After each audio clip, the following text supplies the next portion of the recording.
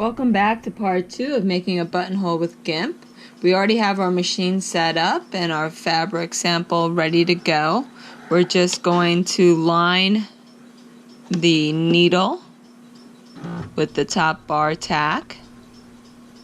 We're going to set our buttonhole attachment gauge to where our bottom bar tack is going to be, and we are ready to start sewing.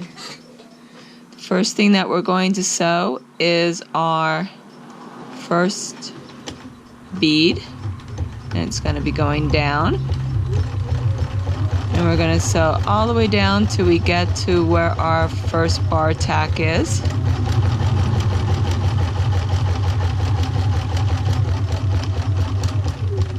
And we're almost there. Okay, we're going to hit the reverse button, and what it's going to do is it's going to take us all the way back to the top where the first bar tack is, and when we get to the top it's going to stop and it's going to make the top bar tack, and then it's going to start going back down and do the second bead of the buttonhole, and you can see that it is sewing over the GIMP.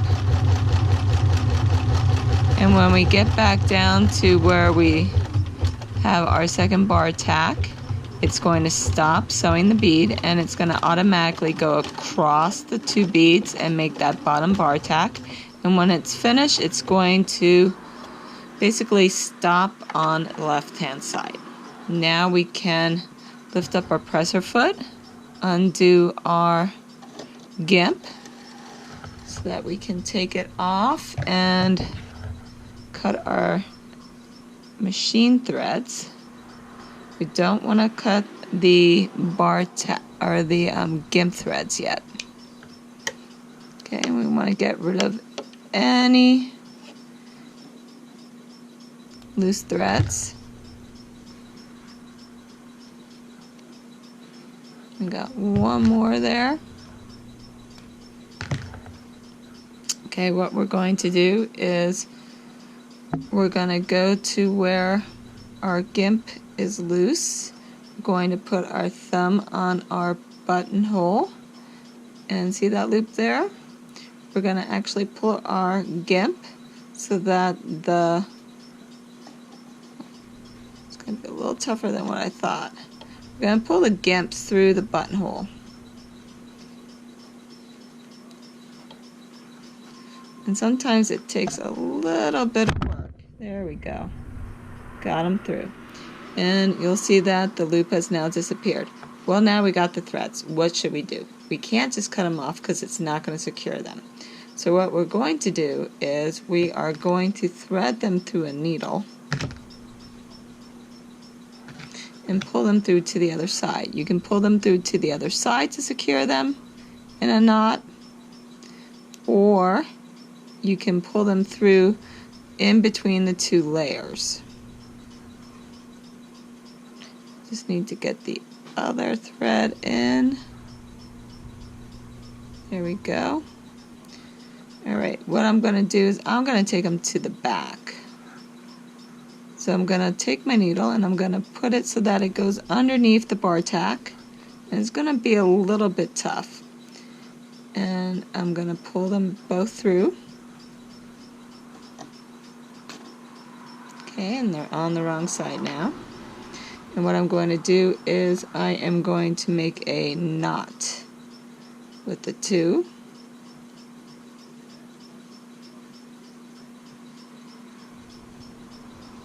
Okay, I got a loop, and what I'm going to do is I'm going to put my fingernail there, and I'm going to slowly pull the knot so that it actually creates the knot right up against my fabric.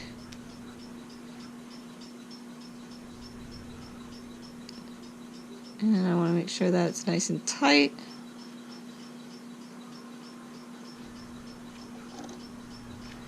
And then I'm going to cut the threads. Okay, you can see this was another buttonhole that I made. I'm going to cut those threads too because they're starting to bother me.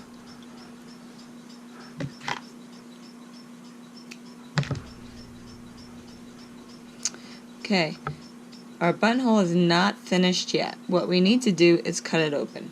It's not a buttonhole until it's functional. So I'm going to take 2 straight pins and I am going to put them at each bar tack. And what this is going to do, this is going to create a barrier for when we use our seam ripper to open up the buttonhole so that we don't rip through the bar tack with our seam ripper, because the seam rippers are pretty sharp.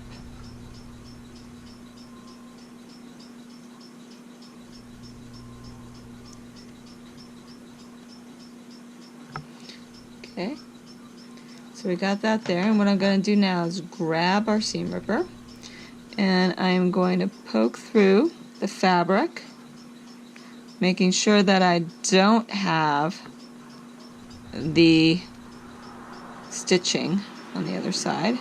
I'm going to take my seam ripper and I'm going to poke up through my fabric in between the 2 beading, and I am going to rip the fabric halfway. I'm going to turn it around. I'm going to go in from this end. Once again, I'm going to make sure that I only have the fabric. I'm going to bring it up through that opening, and I'm going to rip through again. Remove the other pin. Now I do got some loose threads, and I can trim those off so that it's nice and neat. I can go back, I can press this down neatly. Okay, now we have a buttonhole. The ultimate test is to see if our button does actually fit through. So, success!